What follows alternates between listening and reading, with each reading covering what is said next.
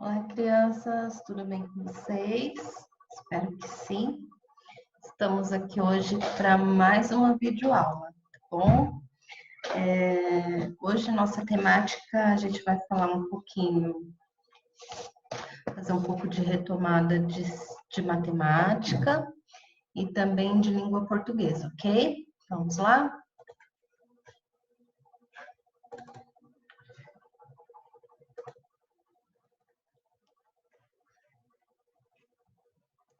Então, como eu disse, né? Vamos contemplar essas duas disciplinas. Na matemática, eu vou fazer uma retomada com vocês do módulo 6 que a gente acabou de encerrar. Então, nós aprendemos sobre agrupamentos de 10 em 10 e de 100 em 100, e também um pouco sobre o valor monetário, trabalhamos com o dinheirinho, né? Então, eu preparei para vocês uma atividade. Essa atividade é muito importante, eu queria pedir para vocês assim. Eu queria que vocês tentassem realizar essa atividade sem o apoio da apostila, para a gente fazer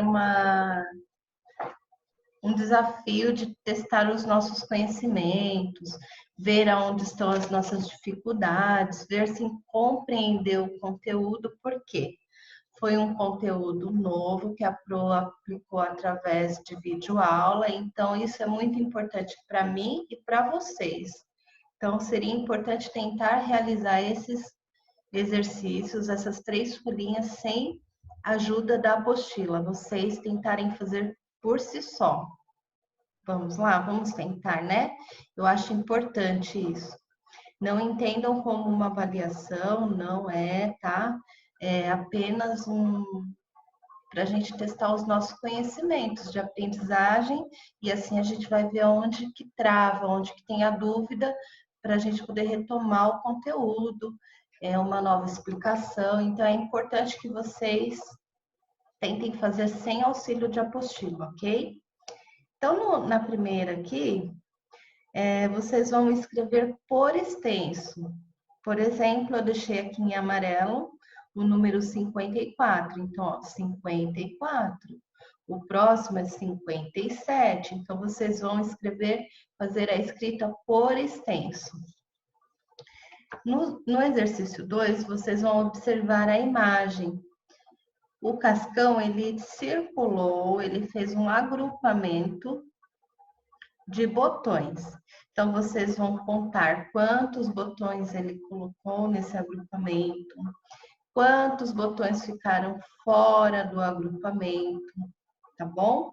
E aí, no terceiro tópico, com os botões abaixo, podemos formar quantos grupos de 10? Então, vocês vão circular de 10 em 10, agrupar de 10 em 10 e verificar quantos grupos formam, tá bom? E responder as perguntinhas.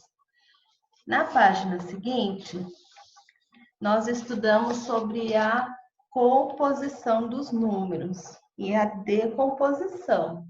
Nesse exercício, eu peço para vocês compor. Então, olha lá o exemplo. 200 mais 30 é igual a 230. E 100 mais 20? E 90 mais 5? E assim por diante, tá bom? A partir dos números formados acima, coloque em ordem crescente, do menor para o maior. No exercício 5, é para decompor. Olha lá o exemplo. 58. 50 mais 8. E 63. Quanto mais quanto? Tá bom? Vai decompor os números aqui. E seguindo o exemplo que a Pro deixou. Sobre o nosso sistema monetário, a gente aprendeu a mexer um pouquinho com o dinheiro, certo? Então, por exemplo, eu quero que vocês representem nesses triângulos nesses retângulos ao lado, com as notas que a gente precisaria usar. Por exemplo, o sucrilhos custa R$10. Eu posso usar quais notas?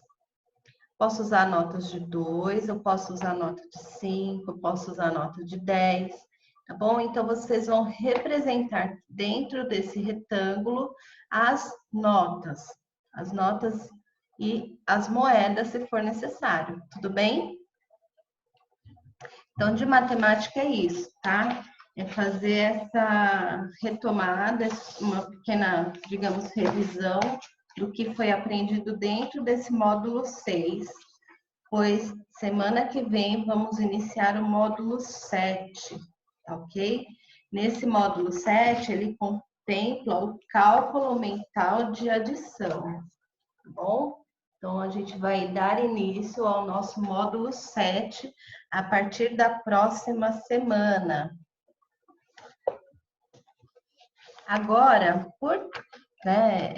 acredito que vocês não vão ter dificuldade em realizar essas atividades de matemática, mas se tiver, por favor, me procurem na Agenda Edu, tá? Estou lá disponível para ajudá-los, tirar todas as dúvidas. Agora a gente vai entrar aqui em língua portuguesa.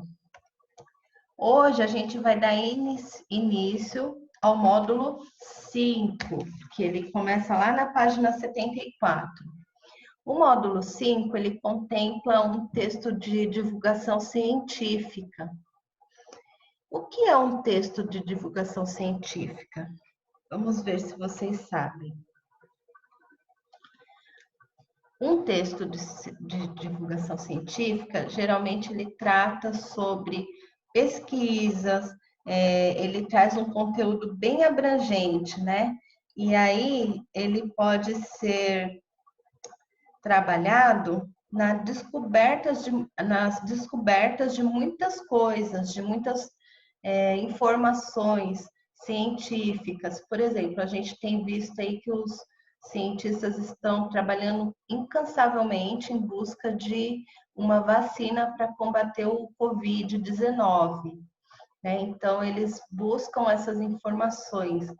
Professor, essa aula está parecendo mais aula de ciências. O que eu quero dizer para vocês é que as ciências, ela está presente no nosso cotidiano, assim como a matemática. As ciências também está presente no nosso dia a dia, né? Todos os dias a gente se depara com situações que as ciências nos traz. Nesse caso, o foco do nosso estudo aqui é como que a gente pode fazer textos científicos, né? Esses textos, eles abordam muito as pesquisas, os formulários, né? Então, são textos diferentes do que a gente vem trabalhando com uma tirinha. Por exemplo, se a gente pegar um texto de uma receita de bolo, alguma coisa, é um outro produto, um outro texto, outro gênero textual. Se a gente for trabalhar um poema, a gente está trabalhando outro gênero textual, e assim são vários os gêneros, né? Então, aqui a gente vai trabalhar aqui os textos científicos, tá? Textos de pesquisa. Por exemplo, na página 74, aqui ele traz algumas perguntas, assim, ó. O que essas crianças estão fazendo? Essas crianças, elas estão lendo um livro de textos de divulgação científica, ok? E qual é o título do texto? Olha só, também traz um título. Todas as nossas produções de texto, elas trazem um título. O título deste livro é Textos de Divulgação Científica. Tudo bem? E o que é divulgar uma descoberta científica? Divulgar uma descoberta científica é escrever um texto para que muitas pessoas possam ver, saibam de um fato que foi descoberto, uma nova informação, que são os textos que a ciência nos traz, entendeu? E aqui ela pergunta assim: as pessoas não aprendem sobre ciência somente nas aulas? Quais são as outras maneiras de aprender ciências? Como eu disse, a ciência ela está presente no nosso dia a dia, tá bom? Então, a gente aprende ciências em livros, a gente aprende ciências vendo filmes, a gente aprende ciências vendo sites, a gente pode fazer cursos fora da escola, onde a gente vai aprender também, visitar museus, sejam esses museus físicos, como os museus interativos, né, que são aqueles virtuais. Então, existem muitas formas, tá bom, meus amores? Vamos dar início aqui, ó. Observando a imagem, vejam essas fotos. O que vocês me dizem dessas fotos? Aí vem as perguntinhas, que é a nossa troca de ideias, como a gente faz lá na sala de aula. Você sabe que animais são esses? Muitos vão dizer que é sapo, muitos vão dizer que é rã, muitos vão dizer que é perereca, né? Algumas crianças vão dizer que são anfíbios, que aí já vai cair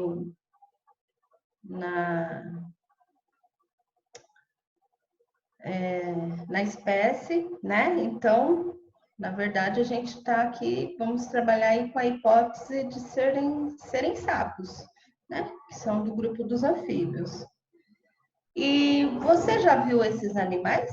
Alguém aí já viu um animal desse? Um sapo? Eu já vi algumas vezes. Eu confesso para vocês que não sou muito fã do sapo, não. Prefiro que ele fique lá no brejo e a gente aqui bem longe. Eu não, particularmente, mas tem gente que gosta de sapo, né? Bom, e você já ouviu falar sobre os hábitos desses animais? Será que eles têm hábitos noturnos, diurnos? O que vocês pensam sobre isso? Será que eles emitem algum som? Será que eles comem, capturam o que para comer? Vamos pensar nisso. Então, eu vou deixar aqui, ó, e aí tem a 4. Essas fotos fazem parte de um texto científico. Você sabe para que serve esse texto científico? É como eu acabei de explicar para vocês. O texto científico, ele traz para a gente informações de fatos, né? Estudos. Então, todos esses fatos, esses estudos estão ligados à ciência. Então, eu vou deixar para vocês essas 4 questões aqui da página 75, para vocês darem uma pensada, uma pesquisada, responder, tá bom? E aí, qualquer dúvida também, vocês me procurem lá na Agenda Edu. Na página seguinte, traz a leitura, né? Então, eu vou dar uma lida para vocês. Agora acompanhem a leitura. Então, vamos lá. Abrindo aí na página 76, vocês vão acompanhar comigo. A gente vai falar sobre um texto de divulgação científica. Agora acompanhe a leitura de um texto de divulgação científica sobre a descoberta de uma nova espécie de sapo. Você imaginava que existem tantos sapos que ninguém conhecia? Eu também não sabia disso. Estamos descobrindo juntos. Como será que esses animais são? E onde eles foram descobertos? Vamos lá? Nova espécie de sapo é descoberta na América Latina. Olha só, isso é uma informação para o leitor, uma informação científica, né? Alguém está fazendo esses estudos e trouxe essa informação.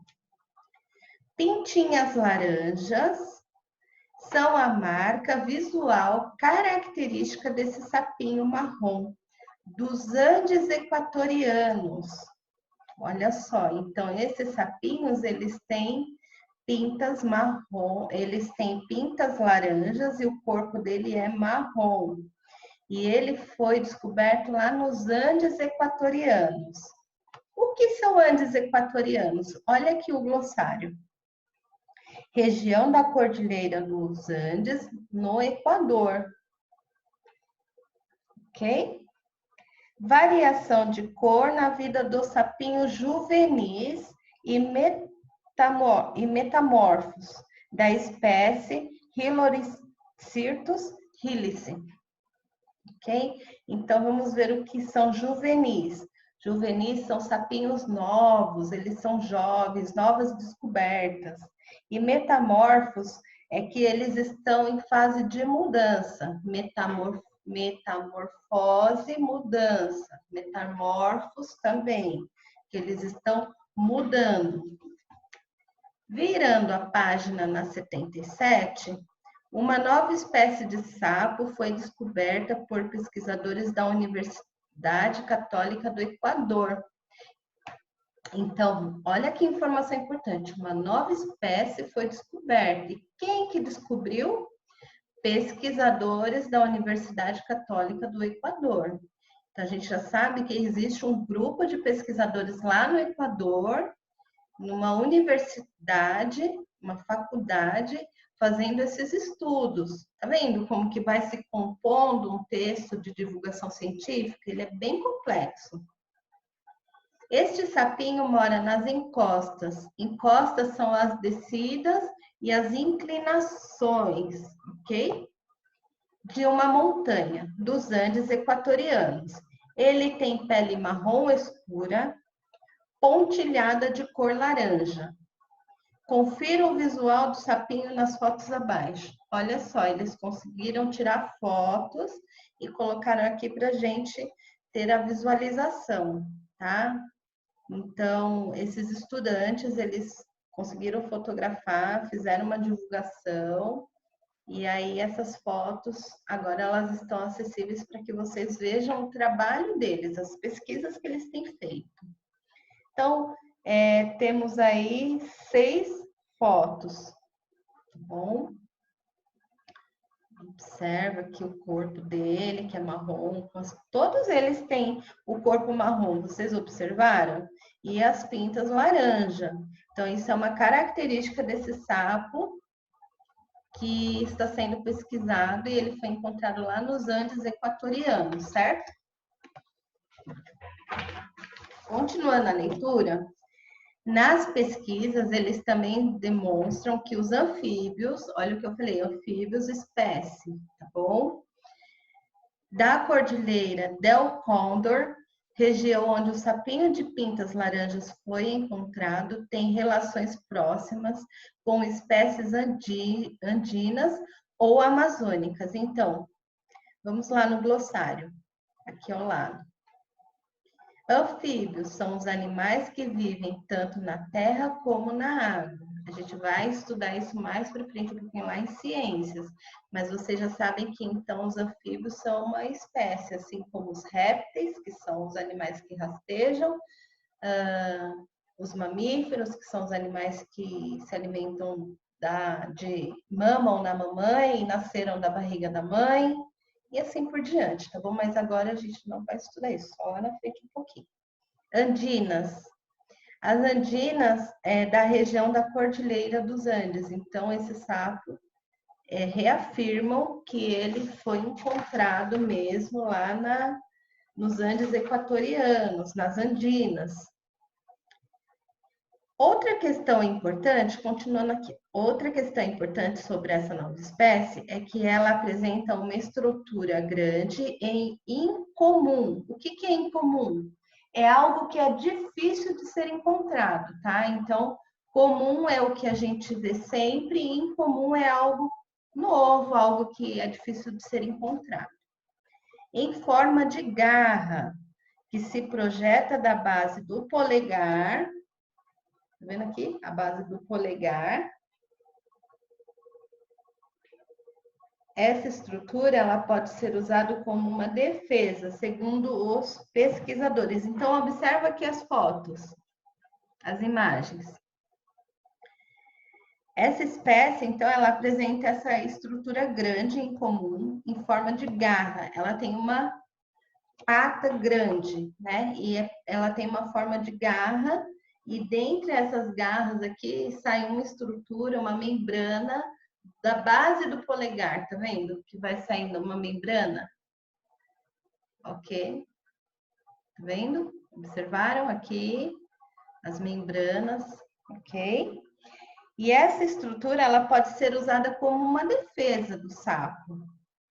Por quê?